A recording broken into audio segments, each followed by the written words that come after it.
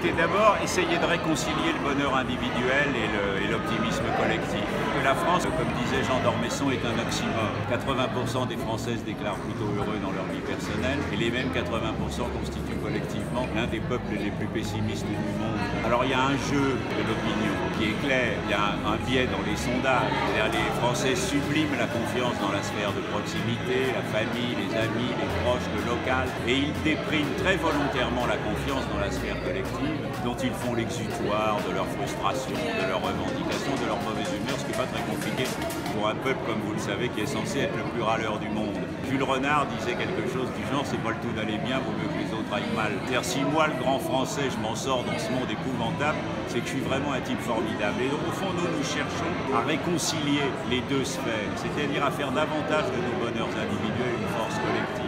Et l'un de nos messages forts qui rejoint votre action, celle que vous menez, et bravo, c'est de dire, écoutez, marchons au moins sur deux jambes. Oui, la vie est belle à proportion qu'elle est féroce. Oui, il y a des drames, des menaces, des galères, des difficultés. Mais de grâce, ne restez pas comme le lapin pris dans les phares, obsédé uniquement par ce qui est triste, moche, effrayant. Équilibrez-vous. Regardez aussi ce qui est beau, ce qui est positif, ce qui marche dans ce pays. La capacité d'entraînement, les atouts de la France, les traceurs, les entrepreneurs, les innovateurs, toutes ces initiatives qui montent tous les jours du terrain de la part des entreprises, des associations, des collectivités et qui créent justement de l'espoir. Et si vous regardez le monde tel qu'il est, qu'est-ce que vous voyez? C'est que ce pays en réalité non seulement a des atouts formidables, on fait des enfants, on est le deuxième pays en Europe. Pour ça, on est toujours une grande puissance agricole, militaire, spatiale, maritime.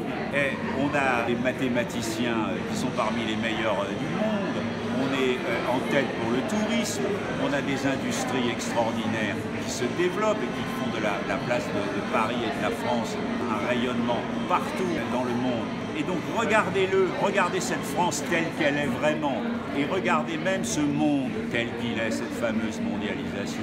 Jamais la chance de trouver des solutions au virus, à la famine, au sous-développement n'ont été plus grandes qu'aujourd'hui. Et donc voilà, arrêtez de regarder toujours du côté le plus triste. Ce pays est un réservoir inépuisable de bonne humeur, de bonnes nouvelles. Et prenez votre voiture et partez à 50 km. Vous allez voir autre chose, d'autres paysages, vous allez avoir d'autres rêves, vous allez faire d'autres rencontres et continuer votre tour de France. Et il y en a partout comme ça. Ce pays est à nul autre pareil. Et non seulement il a toutes ses ressources, mais il existe dans le monde. Il a une langue qui, contrairement à ce qu'on raconte, est de plus en plus parlée. Et donc, non seulement il est à nul autre pareil, mais il a des atouts qui continuent même à se développer. Et au fond, vous savez, Philippe Gabilliet, qui est avec moi à la Ligue des optimistes de France, il termine ses conférences souvent en disant « Bon, si je ne vous ai pas convaincu d'être optimiste, essayez le pessimisme et revenez me voir après. »